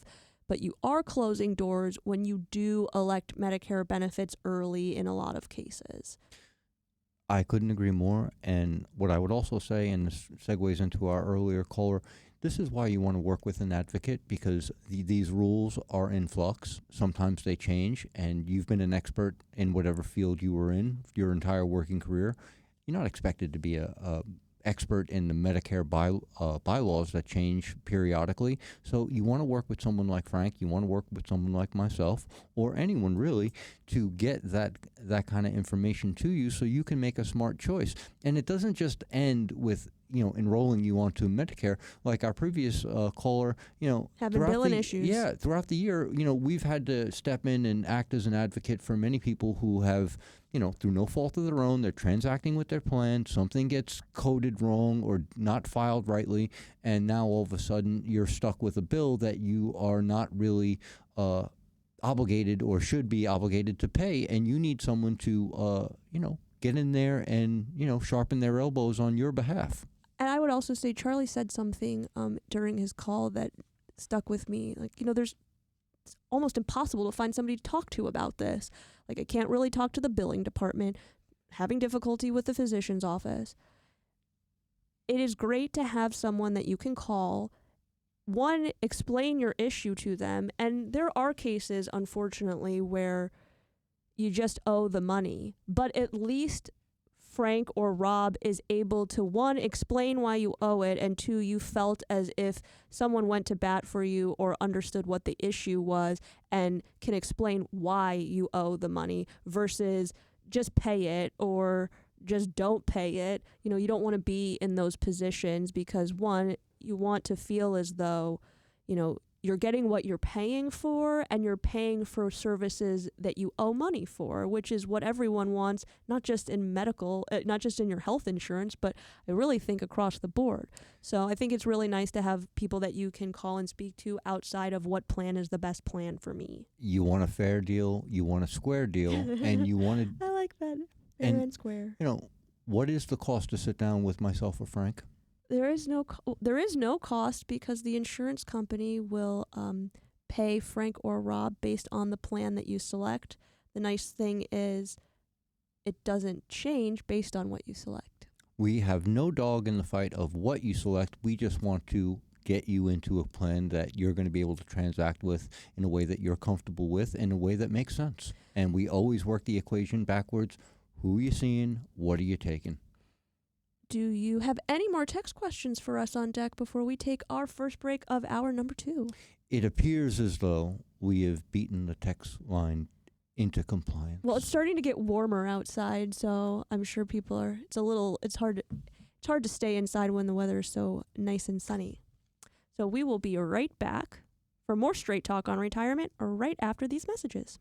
This is the Big 550 KTRS St. Louis, Alton, Valley Park, St. Charles, and the world. Streaming live at KTRS.com. The official birthplace of the toasted ravioli is Mama's on the Hill. And Mama's on the Hill serves the best in town. Mama's has been a mainstay on the Hill for decades and is still a family-run restaurant serving up great Italian food in a fun atmosphere. Open 7 days a week for lunch and dinner, and right in the heart of the Hill at Edwards and Bischoff. Delicious catering and party rooms too. Mama's on the Hill. Make reservations at 314-776-3100 and 24/7 at mamasonthehill.com. Connor Roofing is proud to be a small part of Christmas in July, celebrating the heart of St. Louis, and thanks to 550 KTRS. This is Kathy from Connor Roofing. For years, we've been dedicated to protecting what matters most, your home, your family, and your peace of mind. As a local business, we believe in strong roofs and even stronger communities. Thanks for making us a part of yours. Connor Roofing, keeping St. Louis covered, one roof at a time. You can find us at connerroofing.com. Overstock Outlet, the best random store around, with new big box store arrivals daily in Lake St. Louis and Warrenton, would like to wish everyone a happy and safe 4th of July weekend as we celebrate America's 250th birthday and thank all those that protect our freedom. I'm Reed Millard, president of Lupton Millard Chapel of St. Louis. We've been faithfully serving St. Louis families for generations. At Lupton Millard Chapel, we understand it's the little things that make a big difference for the families we serve. A traditional church funeral or a unique celebration of life. Providing the finest in services and attention to detail has always been the hallmark of our family. Lupton Millard Chapel, the leader in excellence since 1905. For more information, go to luptonmillardchapel.com. This is Erin Lapidus, the retirement coach. Wouldn't it be great to have a game plan, a real strategy, so that no matter what was going on in the stock market, the economy, or the world, you could be confident about your retirement? Wouldn't that be great? If you're within 5 years of retirement, call me today at 314-863-0008. That's 314-863-0008. Or send me an email at aaron@jblfinancial.com to arrange your free coaching session. Let's get started on your retirement game plan today. This is the Big 550 KTRS St. Louis, Alton, Valley Park, St. Charles, and the world. Streaming live at ktrs.com. Let's talk about smart choices for your money. It's Straight Talk and Retirement on the Big 550 KTRS. Here are your retirement coaches, Jeff and Aaron Lapidus. Here on the Big 550 KTRS. We've got about 25 minutes left. Love to answer your questions, 314-931-5877, or your texts at 84126. And again, thanks so much for that last segment, guys. You get something from Medicare that says time to sign up for A, and naturally you think you have to do it because the government sent it to you. Right. And you want to make sure that you're covering the rules, but seek out professional advice. This is really a great time to make a relationship, to have somebody guide you all the way through this. And the beauty is that enrolling in Medicare, it's not simple, but it's easy. That's a great way to put it. Right? That's a great way to put it. And we did get one follow-up text to our Medicare segment, so why don't we get to that, and then, Dad, we'll let you take it to our next topic. Terrific. Sounds good. And our texter writes, why does my supplement Plan G cost $248 a month for only covering 20%, while Medicare costs $203 a month to cover 80%? Seems like the supplement is overcharging. Now, I rarely come to the defense of the insurance companies, but let me frame it differently for you. Your entire working career, you paid into Medicare through Medicare taxes. Now you are only paying $202 a month for your Medicare Part B premiums. So the way I see it, your Medicare Part B is probably some of the most expensive coverage that you've ever had. Also, the fact that Medicare is a government program, it is subsidized by taxpayers. So you're getting the benefit of some subsidy at that point on that side. And then in terms of the supplement, I would just say if you're uncomfortable with the supplemental premium, there are alternative options that will reduce your premium liability, not only on the supplemental side of coverage, but also considering Medicare Advantage plans, which will allow you to keep that $248 a month in your pocket until you have to give it to the insurance company. So you actually get to utilize services before you pay, which means you could pocket nearly $3,000, $297 a year. I'm sorry, $2,970 a year in premium that you would only pay out if you actually used services. And I sympathize with our texter. I get where he's coming from. The only thing I would say is that, if the $248 that you're spending every month right now for the Plan G is an indignity, next year it's going up. And the year after that, it's going up. So it's not unreasonable to think that if you do 5 more years on the supplement, that 248 could be 348. That's a great point, too. So there are alternatives, one, to contain costs, but second, I don't necessarily look at it as containing costs. I just look at it as paying for services that you receive. So rarely, unless you worked for one of the much larger corporations in St. Louis, were you able to say, or anywhere, were you able to say that you received comprehensive coverage and you did not have to pay for it? Medicare Advantage plans actually give you that opportunity. You receive comprehensive coverage because you get that 20% coverage, plus you get your prescription drug coverage included, and you only pay for services when you use them. Exactly, and we didn't even factor in the Part D that he has to have for his drug coverage. So that could be a zero premium plan, but again, it's another part. You're jigsawing all this together, all those supplemental benefits, your dental, your vision, silver sneakers. You're not getting any of that. Well, you may get may get the silver sneakers, depending, but you're not getting any other supplemental benefits, and a lot of people just want to stay with a supplement. Totally understandable. it's worth coming into the office to at least take a look at what your options are. Sure. And see, does the math make sense? Does your comfort level make sense with transitioning to a Medicare Advantage plan? If you've never been on a Medicare Advantage plan, you have that free look that you can take. You can come on the Advantage side, take a look, see how the water feels. If you don't like it, you can go back to your supplement. No questions asked, no medical underwriting. So, you have that in your back pocket if you've never had a Medicare Advantage plan. But I would just implore everyone that is on a supplement that, it may be worth looking into to just see where things compare and how they shake out. And, that's something that you can do now preliminarily. Say like, hey, I'd like to chat about this because I know annual enrollment is coming in October. You can't make the switch until then, and we won't know what the new plans look like until then either. But if you said, hey, will you run a comparison for me about what it might look like if I had done it last enrollment period, what it would look like this year for me, we're happy to do that because that'll give you good peace of mind to either say, well, I'm happy paying my $248 a month, or I do want to come in during annual enrollment and I do want to hear about what it could possibly look like for me in 2027 without that extra premium. I mean, we were told about 18 months ago that the era of supplement 1 to 5% is over. Yeah, you're no longer. It's not going to be a 1 to 5% increase. We're looking at anywhere between 7 and 13% a year. So that 248, if I just stack another 10% on it, that's another $25. And like I said, every year it's going up, and your benefit package is staying the same. That's another great point. Your benefits aren't changing, but the price is increasing. So inflation affects it all. All right. So, Dad, did you want to kick off our next topic? Absolutely. And this is kind of fun because this is really the follow-up to a coaching session that I had last week while you and Rob were having fun at my home here in Inglewood. And it was fun. It was a quite relaxing experience. Well, I'm glad. We're continuing the fun down here, as it would be. As I like to say, we're working on the mortgage payment per day rate, I like that. by occupying this a little bit more.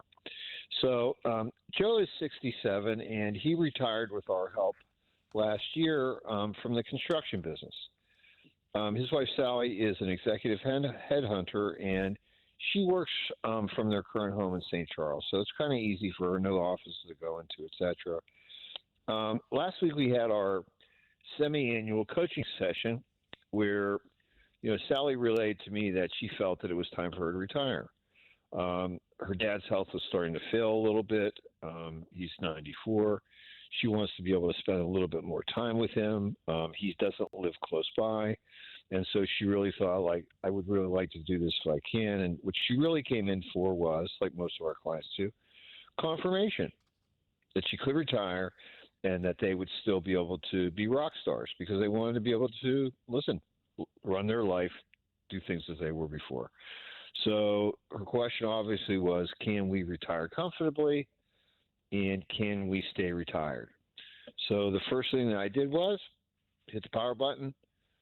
It's time to play This Is Your Life. And then what we did was we recreated their revised retirement game plan on our electronic whiteboard.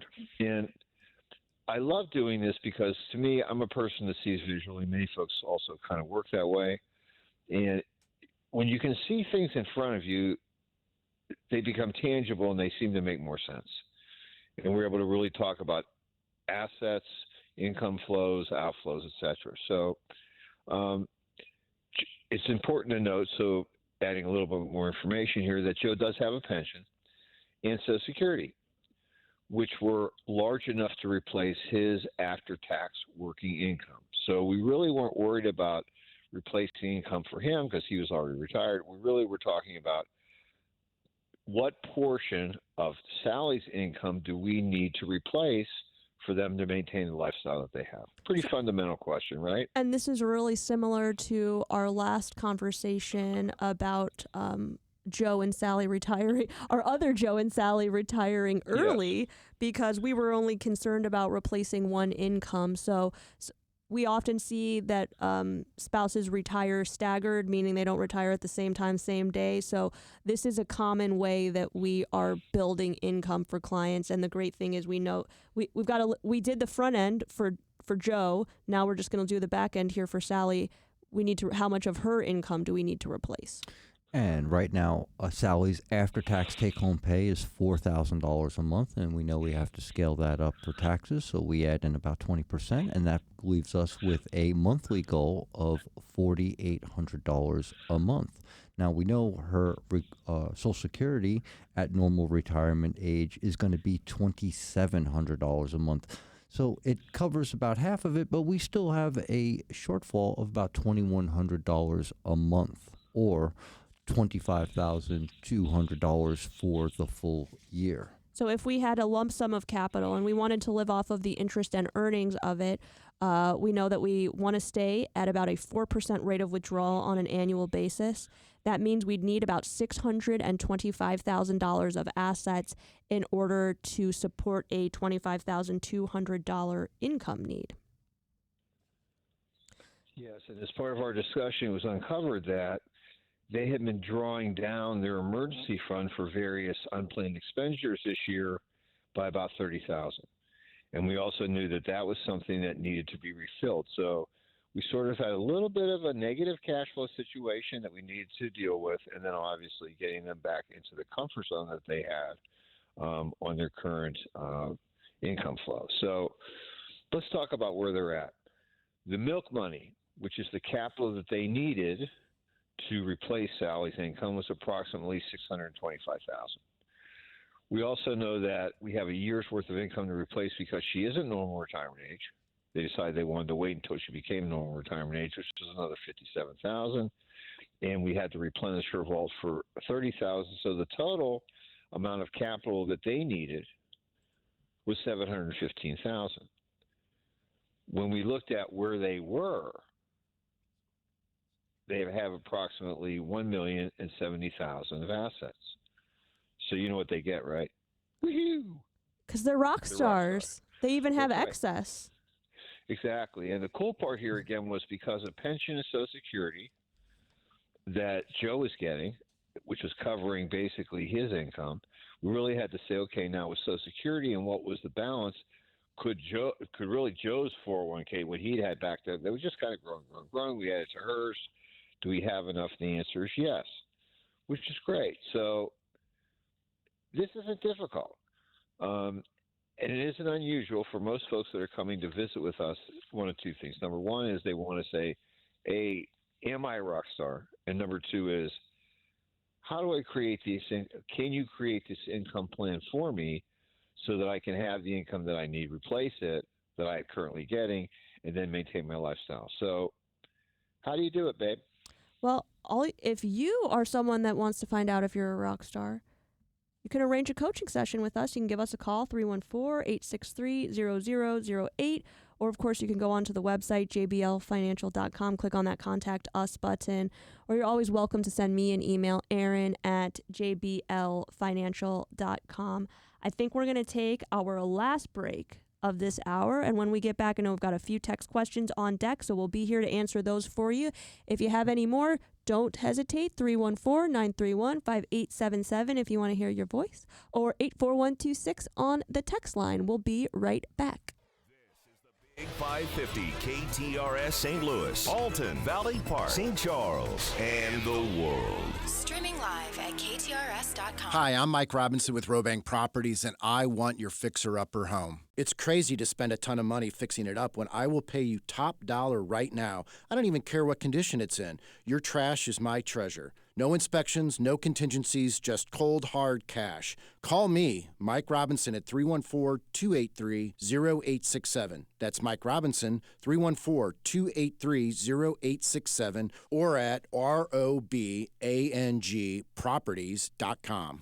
For great food, a great patio experience, and the best bocce in town, visit Milo's Bocce Garden on the Hill. Milo's Bocce Garden would like to wish everyone a happy and safe 4th of July weekend as we celebrate America's 250th birthday and the protection of the freedoms that our nation provides. Summer in St. Louis means oppression oppressive heat and humidity. Now is the time to take advantage of Aldon Heating and Cooling's $79 AC check with a free home air quality snapshot.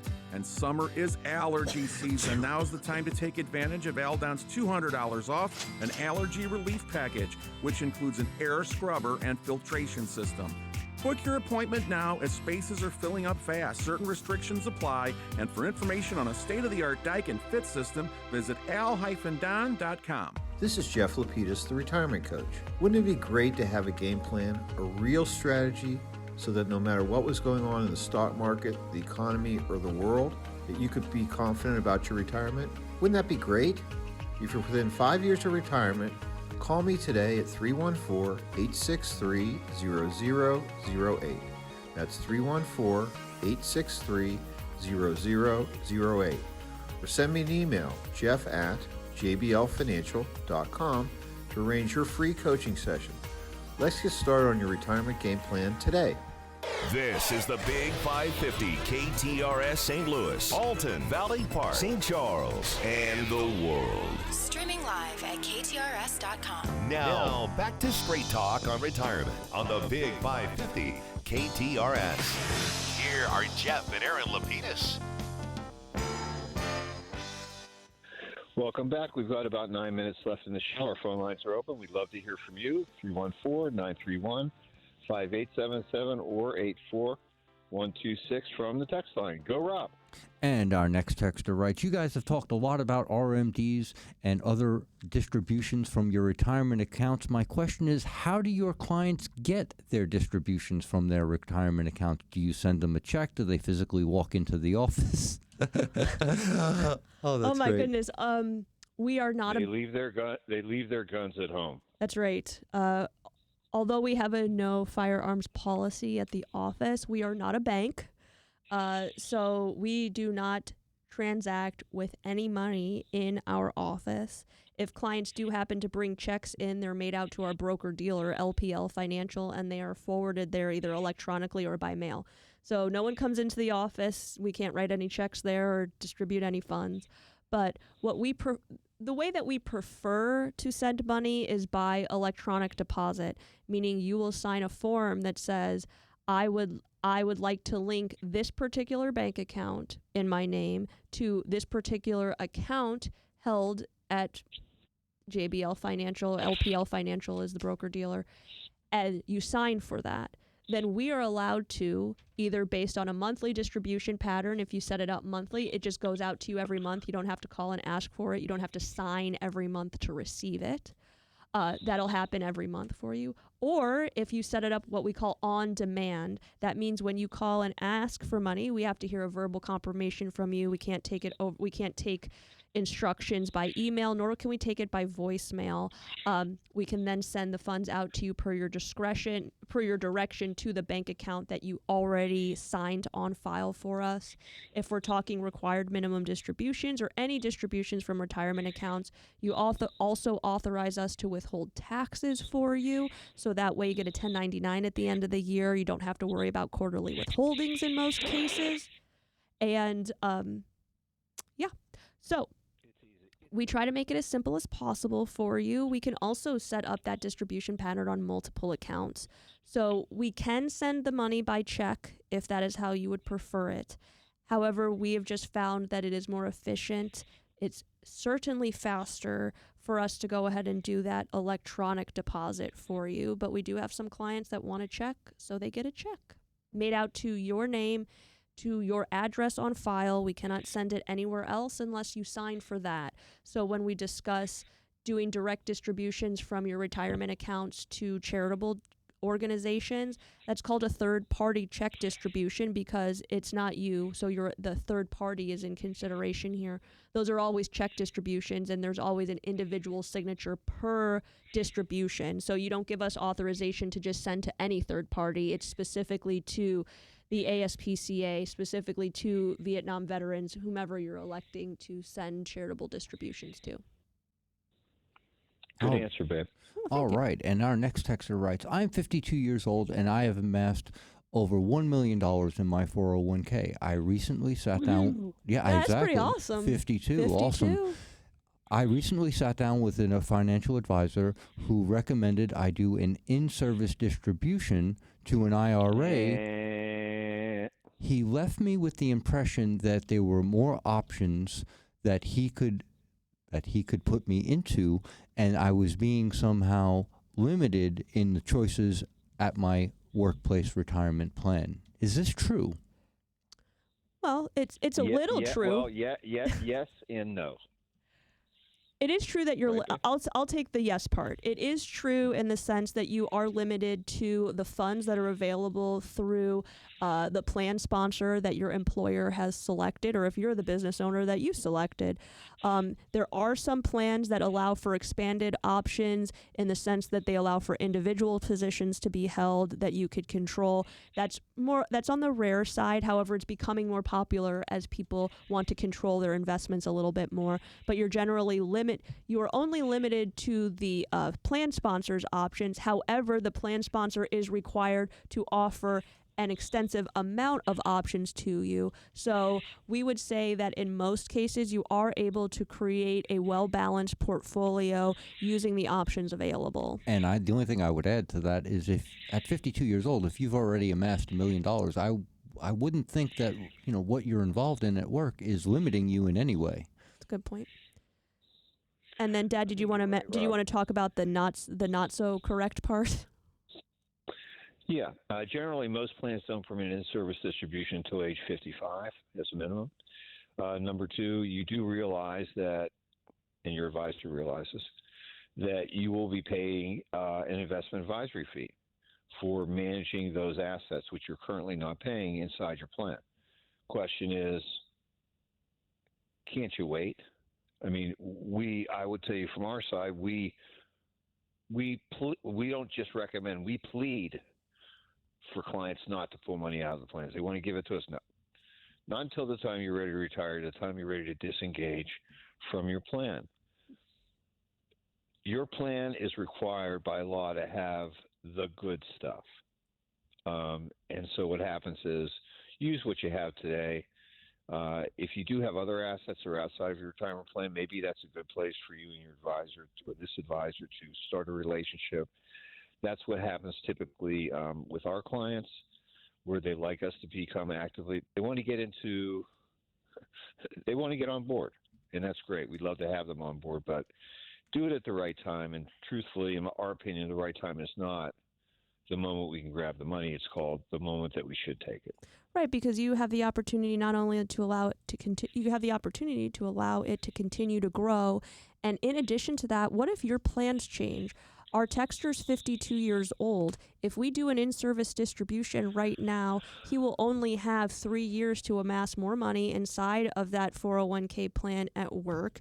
And what if he wanted to retire at 55? What if he wanted to retire before that?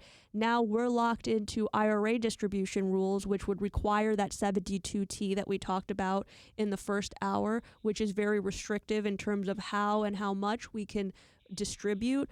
And you've now closed a door to being able to do that 55 and over rule, where you can eliminate that 10% penalty. You only have to be 55 to start making distributions, as opposed to 59 and a half.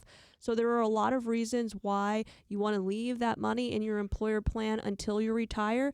And even in some cases, you may want to consider leaving it in your 401k after you retire. These are all conversations that you want to have with either the individual that you've built the relationship with, or having those conversations with individuals that you're planning to build a relationship with prior to either making those decisions or doing them prematurely.